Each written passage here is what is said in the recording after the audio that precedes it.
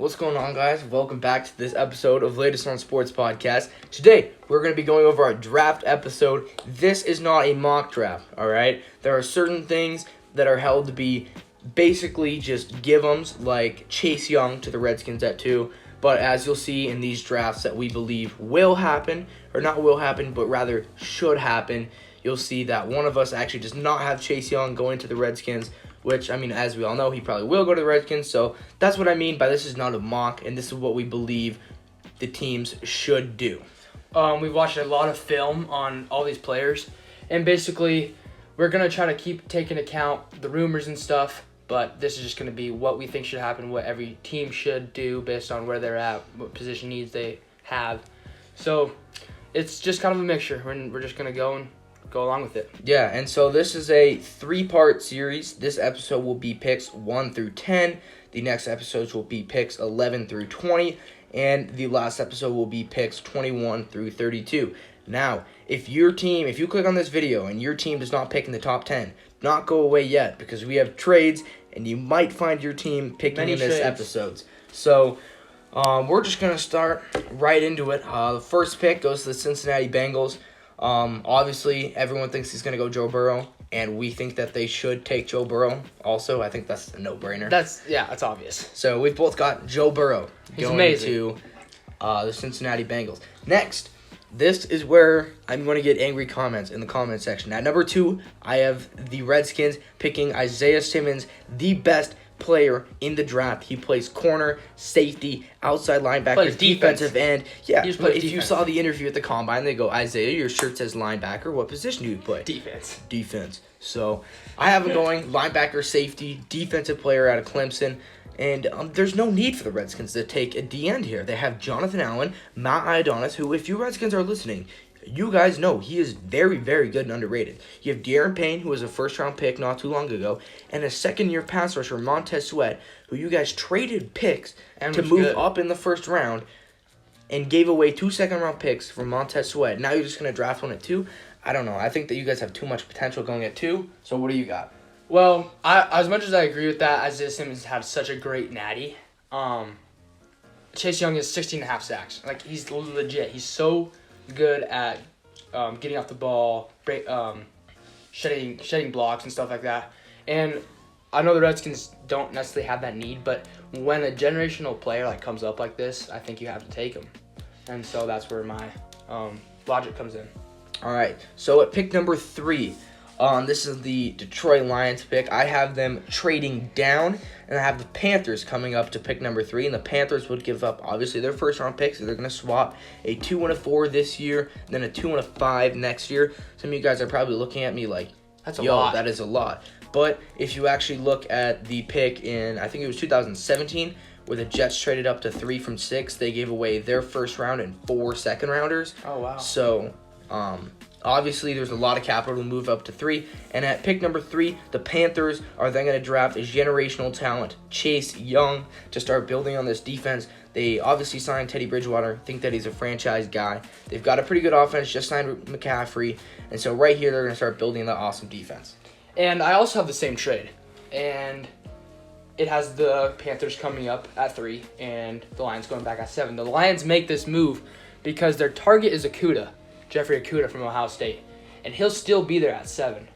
So they can trade back, they can get in the Panthers' ears and say, hey, this is your linebacker that can replace. So you have him going Isaiah Simmons? So, yes. So then the Panthers will get up and draft Isaiah Simmons, who is arguably the best. And basically from that trade, I have a little bit less giving up than Jake did. But based on history, they could definitely give up a lot. I just think that it's, 4 spots. It's not going to be huge, but it's going to be something. For sure. All right, so this next pick at number 4, we have the New York Giants. And for me, they're going to select offensive tackle out of Iowa, Tristan Wirfs. And this is because they have really one solid offensive tackle, and that's Nate Solder, who's 32 and really had a down year this year and the year before. Mm-hmm. And so this, to me, is just investing in last year's 6th overall pick, Daniel Jones, giving him more protection. And every quarterback is going to be better if they have a better offensive line. So this, to me, is just pouring more picks and money and capital into your franchise quarterback. I have the same pick. Tristan Wirfs is a great zone blocker, and I think that's what Giants want to run, especially with Barkley. So that gives you Will Hernandez, Soldier, and then now you get Wirfs, who is very good in that system. So yeah. And the reason I picked Wirfs is kind of what you said about zone blocking, is if his combine performance was amazing. He's very quick, agile, and fast. And this one I was struggling between him and Becton, but I think they went with kind of the more agile offensive tackle because I think that just suits their offense a little bit better. So, next pick, number 5. Very controversial right now. Miami Dolphins. If you guys have not listened to our Tua video, you're going to be really confused. But at this pick, I have them drafting quarterback out of Oregon, Justin Herbert. They're going to take their franchise guy and the second best quarterback in this draft, only behind Joe Burrow. Last year, if Justin Herbert would have committed, he might have gone before Kyler Murray. That's what some people were saying. So if he's here, you've got to take him. So Miami goes with their franchise quarterback. Yeah, it makes sense. I love Herbert. Just the way he his process coming up from the draft, his Senior Bowl, his combine, everything was just amazing. And Pro Day, they all were perfect. They were great. And I think if you get Herbert with the Dolphins system, he's a fast learner. He'll be just fine. Yeah, very smart guy. And if you watch the combine, it was obvious that he was the best quarterback there. Really did not miss a throw outside of that slant early. Next, at pick 6. Again, if you have not watched our Tua video, you're going to be confused. This is where I have the Los Angeles Chargers drafting Andrew Thomas, offensive tackle out of Georgia. Right here, they're going to say, shoot, if Miami would have taken Tua, I'm going to sit here and take Herbert. But Tua and his injuries is just too much of a concern. So what I'm going to do is I'm going to draft a tackle and invest in our quarterback of the future that we're going to take either next year or 2 years or sign in free agency. We don't know. But all we're going to do is put capital and investment into our franchise guy. And as much as I agree with the injuries and stuff, I think that I have the Chargers getting Tua because I saw on film, especially against LSU, him being hurt and still being able to throw for almost 400 yards was really impressive. He had a great game against LSU. He showed himself throughout years being a great quarterback. His arm strength is amazing. The thing is with the Chargers, it makes sense because he can sit a year and recover from all his injuries behind Tyrod. And the systems won't change between Tyrod and Tua because they're so similar players. So it gives Tua, a year to rest, get better, and then come in when the Chargers need him. All right, so pick 7. As we know, we had the Lions trading down to this pick, and the Lions are going to get the biggest need on their team corner, especially with the absence of Darius Slay this offseason. And they're going to obviously collect a second-round pick this year, a fourth-round pick this year, a second and a 5 next year. So they're going to get more picks, build their team up a little bit better, just keep adding pieces. And the first piece to this puzzle is going to be Jeffrey Okudah, cornerback out of Ohio State. Yeah, for sure. The thing is with drafting a corner this high, you're expecting him to not only be starting day one, but to be a very great corner. And I think Jeffrey Okudah has that talent. And the Lions just need secondary. They lost. Sure. They traded Diggs. They traded Slay, and they have a bunch of picks now. And they can do a mini quick rebuild. Yeah. I think Stafford probably is the next to go soon. And maybe this year we'll see what happens. But I think the Panthers the Lions are really close. They have a decent line, great wide receivers, Hawkinson, and then they got what's his name, out of Auburn, running back. Oh, Kerryon Johnson? Yes. Yeah, he was Johnson. hurt. And he'll be back. And so I think that's where the Lions got to go. They got to go Okudah. For sure. All right, so pick number 8. This is the Arizona Cardinals. Obviously, we've heard them saying that they like CeeDee Lamb and Jerry Jeudy here, but I think that this is an absolute bluff. They've got Hakeem Butler, who was I think it was 4th-round pick, first pick of the 4th round last year. He was my diamond in the rough. They've obviously got Larry Legend, traded for DeAndre Hopkins, Christian Kirk, Andy Isabella, and a rookie who did really well last year, Keyshawn Johnson. So, obviously, they've got an awesome receiving core. That's 1, 2, 3, 4, 5, 6 receivers. You're probably not taking 7 on the roster, and I think all 6 of these guys are good players that can play. So they're going to protect Kyler Murray, who ate 48 sacks last season, tied for 3rd most. They're going to go with the huge offensive tackle out of Louisville, Mekhi Becton. I also have the Cardinals picking a offensive tackle. I have the kid from Alabama, Jedrick Willis, though, because I just think he was just more solid. He on film, he just was better in the game than Becton was, just by a little bit.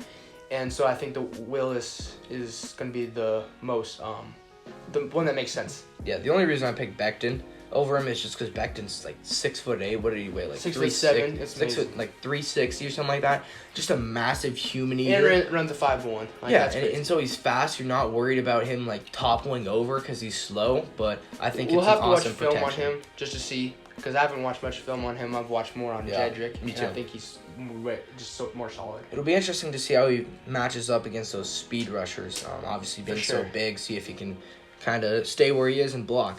So the next pick, number 9, I have Jacksonville trading down with the Atlanta Falcons. The Atlanta Falcons here will give up a first round, second round, a fourth round, and a fifth round in 2021, but they'll also get a sixth back. So just kind of adding a little, or losing a fifth, getting a sixth next year.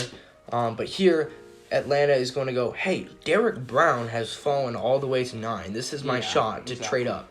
So Atlanta's going to trade up, draft an awesome defensive tackle, Derek Brown. If you watch film, he's just disrupts everything. He can rush the passer. He can stop the run. The only thing is he's kind of short, but he uses it to his advantage to get under the lineman, uses his leverage perfectly. So they're going to get an awesome defensive tackle to pair up against Grady Jarrett for some awesome pass rush and run stuff in the middle. Yep, I have a trade as well. I have the Jaguars trading back. Instead of to 16, I have them trading back to 15, because rumors are out that, and it would be perfect for the Broncos to get CeeDee Lamb. Everything fits with him. The Broncos love him. So I think that's where you got to go. I think the Broncos trade up to the Jags and get CeeDee Lamb. And that helps out Drew Lock have another option.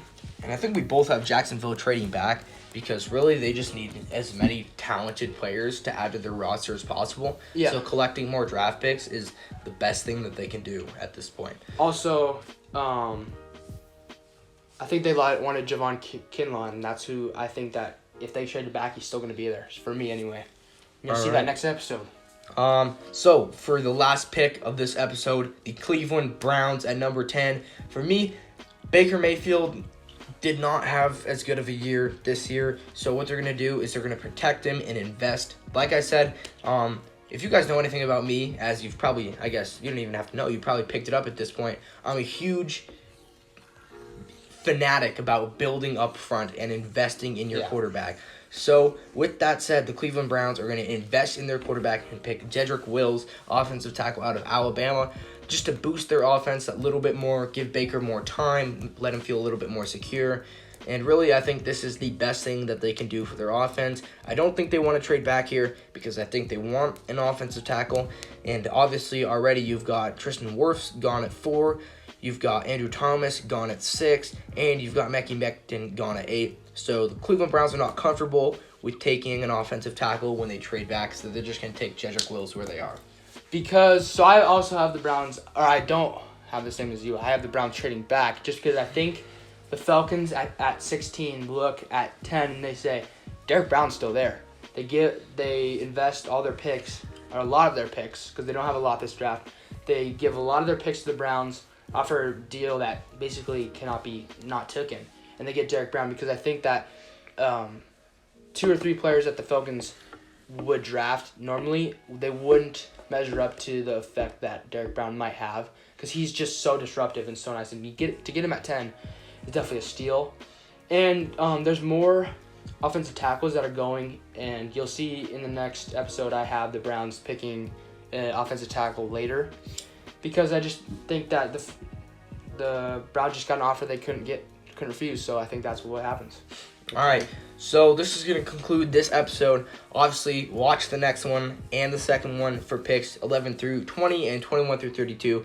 That's it for this one. As we're going to say at every video, Tyler, would you like to do the honors? Bring back NCAA. All right, thank you guys for listening, Please. and tune in to the next episode.